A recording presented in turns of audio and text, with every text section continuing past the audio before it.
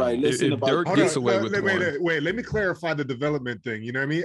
Of course, KD's going to dominate. If he's playing the way that he's playing now, he's going to like dominate in that era. I was going off of like if he grew up like he was born then, like you know what I mean. He's not transplanted like some type of way. Because if he is tall, if he's tall, wait. If he's tall the way that he is, and he's skinny the way that he is, I don't think coaches and like you know player development guys and all that they're not even going to look at KD. They're going to stick him in the post, and if he doesn't, so why'd they look up, at Bird?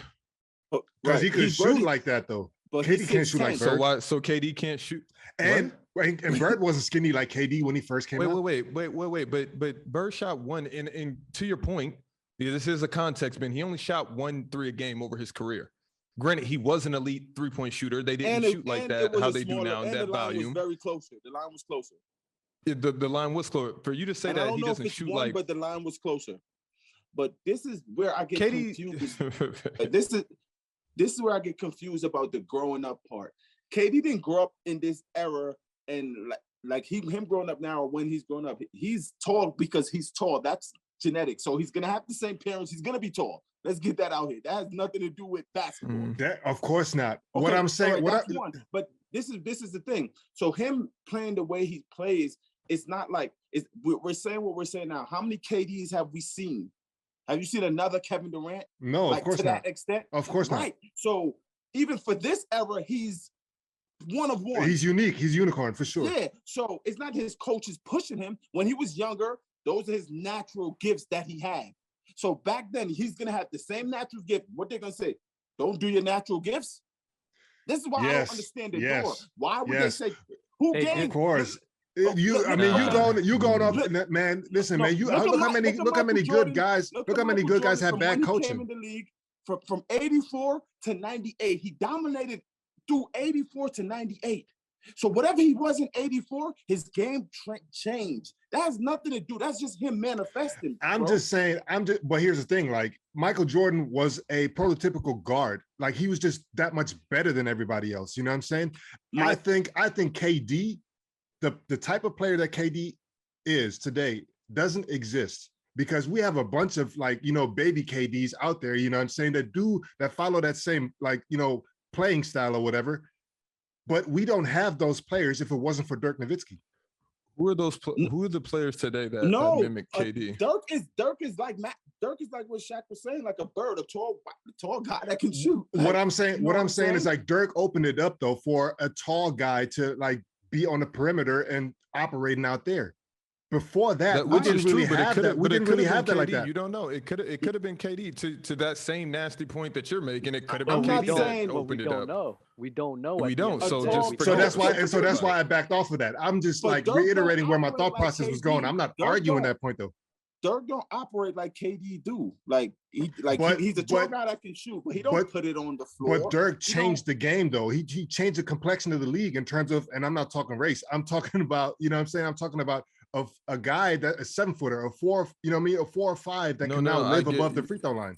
No, we understand what you're saying. We understand what you're saying. Much credit of just being a tall guy that can shoot. I don't. Dirk came and dominated for Dirk. Like I don't think that's when a Dirk fact. started doing, people start saying we'll get more of those because Pajab was in the league. He was tall and he was shooting. Like they had. That's also a fact. That's also a fact. They had big guys shooting. So nobody looked at Dirk. Nobody was a 3 though. Like he played the 3, did he not? Okay, that's fair. No, but that's even more to our point because Dirk. So he's the same.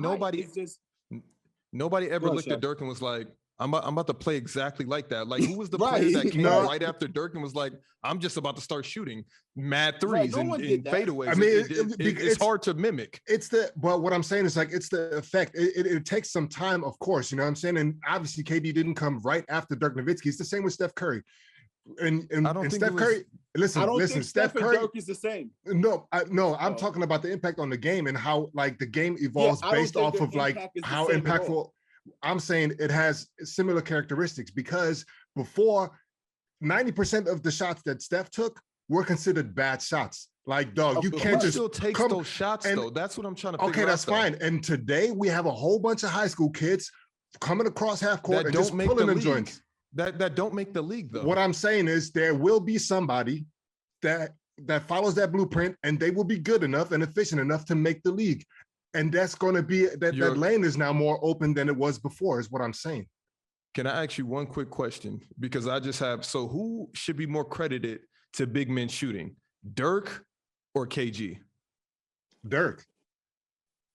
And shooting the three? Dirk, yeah. No, not the three, just shooting any shot. I think he's going with the three. He's going because of the three, because Dirk was a good three-point shooter. Because I still don't know too many bigs that shoot the three. Like a lot, like I mean, mostly I'm also looking long twos, because Dirk, to me, when I think of him, I think, of course, the one-legged fadeaway, but he was like, let's say he takes it, he catches it on the three-point line. He does the 1-2 dribble, really not going anywhere. He does a little half spin and then shoots it like that. You know what I'm saying? Like, that wasn't really part of anybody's repertoire until him. And now everybody adapted that. Who? That's what I'm trying to figure out. It's the same. KD does that. Everybody, guards do that now. Wait, but that's the same thing, because unicorns are always going to do unicorn things. And then you will have other players that come after that emulating it. So what did KD take from Dirk's game? Is the Dirk one-leg shot. That's it. That's wait, you mean to tell me that there's a player, it doesn't matter. We can get off of KD and Dirk. If there's a player that, like, let's say, for example, Eurostepping, you know what I'm saying? Okay, right. That's part of everybody's bag now. Right. And somebody had to start it, and somebody had to do it efficiently to the point where it's like, oh shit, this is impossible to guard. I'm gonna have to add that. And now we got people Eurostepping. But Euro, how many? It's a way different. So many more people can Euro step. That's such an easier move than what you're acclaiming. I'm just giving a different example. I'm just talking about. Go ahead, Doug.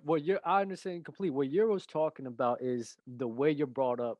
And KD had natural gifts, yes, but there was guys in his corner. There's mentors that learned the game of basketball from guys before his time. We had the same high school coaches. Not one time the high school coach said, but they learned from people from the past time. There's an effect that people have from people who played the big game, adapted into their own game, which KD and everybody brought up. They do that as well. What Euro is alluding to is you don't have a lot of guys to go back to at that time to pick off and transfer to your game. So you have to play more natural to the era in which you're brought up in. That's what Euro's talking about. Of course, if you drop KD, LeBron James, just drop them in those times, then they're gonna dominate. They're gonna kill. That's no question. Easily. No question. What y'all basically is saying is because basketball then evolved the way it evolved. Kevin Durant, would it be Kevin Durant? Yes. A lot of players want to. A lot of players want to be who they are. Of course, you wouldn't be the same player if you were born in the 50s. That's my point. That's why the door is stupid. So we can't say let's not drop KD back there, because we can't drop no one back there. But wait, hold on. Wait, Dub, Euro. It's not really that hypothetical, because let's look at the landscape right now. Did you ever think that a player like Steph would just be dropped into this era? If it didn't happen 50 years from now, when Steph actually was supposed to come and do all of this shit, be like, whoo, if we put Steph 50 years ago in that era, you would be like, Steph is doing exactly what KD would do if we put him back into that era. Listen, I feel you, but you're only looking at one side of the spectrum, because the other side of the spectrum is the guy that is recognized as a supreme talent that never panned out because he's just ahead of his time. How many times have you heard that? This is not like a rarity. Well, so far as many, I don't have an example right now, but like, we can talk about like guys, you know what I'm saying? So for as many guys as there are, like Steph, where you can just drop him and it's like, oh shit, this is the next. I'm only talking about unicorns. There's also a guy, same with the unicorns. I'm only talking about unicorn, but then they'll ask who, and it's like we're fighting to get 3. Give me one. Yeah, like I mean, let me do some research. I don't have anything. Y'all don't like Pistol Pete Maravich, but Pistol Pete Maravich was a unicorn in his time. There's moves that CP3 like, what about now that you're talking like crazy names? What about Arvydas Sabonis? That was a center that was shooting threes. Manute Bol, he was shooting threes. Like what I mean?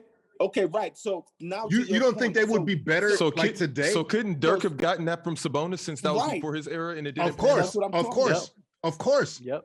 And so if it's not for Sabonis, there's no Dirk. If it's not for Dirk, there's no KD. That's what I'm saying. Okay. It's a lineage. You can't. I can't. There is a lineage. The door is still confusing to me, because we can't negate evolution of basketball, and that's what you guys are trying to do. I'm speaking to the evolution of basketball, not negating it. That's no, but no, you're saying we don't know what KD will be. Oh, but We do know because we see what he is now. All we're asking, the question is basically all we're asking is drop Kevin Durant in that time. He's dominating, right? No, and so we established that right in the beginning, and I was like, all right, bet if we're doing that, and of course, because you've never heard me say that KD is not going to kill in that era. He's going to kill, of course. So, Dub, who did LeBron take from to become LeBron James? He got Magic Johnson. Yeah, I think he took from a lot of people. I ain't gonna front. So who else? Who else? He did train with Hakeem Olajuwon to better his come on. Like, what you talking about? Let's go. I'm giving you examples, bro. Let's go. Let's go. I'm telling you good examples that he's done. Let's go. So LeBron. He did train with him. He did train with him. Well, he learned from Hakeem Olajuwon. So he trained with. Oh my God! This is nasty. I'm giving you guys examples. I'm giving you guys examples. So what did he take from Hakeem? What? Oh my God, Shaq! You're not understanding the point. I'm just asking a simple question. He worked on his post game with Hakeem Olajuwon. I don't know what he took. I don't know what he took from Hakeem Olajuwon at all. But at the end of the day, he trained with somebody from the past time to better his game. This is basketball, bro. This is this is what they do. So for you guys laughing right now, but it's funny as hell. Because in high school, because LeBron James has always played like LeBron James. I'll give you the playmaking with Magic. You can have that, but he still has to go out there and make those passes at his size. I think LeBron James at any size. LeBron. But he didn't. But who? So what? So in high school. So. Yo, dog don't even agree with that. I was just about to say that, dog. Nah, but this whole bag that you guys are getting into, bro, all these players, even LeBron James, all these players learn from people from their past time. Either they go out to work out with them, they take notes from them, they listen to them, they take advice from them. They all do that, which contributes to the evolution of basketball. You're not going to sit here and tell me, bro, it's human history. We all learn from our past. We all learn from the past. Yes, nuances. Of course, there are players that came out there and was like, I'm going to steal this from this player. I'm going to steal that from that player. But I just asked you about a specific. So who did Steph steal his shooting from? You got his father. No. The way that Steph does it. Where did he learn that from? Nobody. No, but that's what makes him a unicorn, though. But there are unicorns out there that just 100% take from a previous player. You know what I mean? And the evolution in, for lack of a better word, stops. Like, for example, Michael Jordan, Kobe Bryant.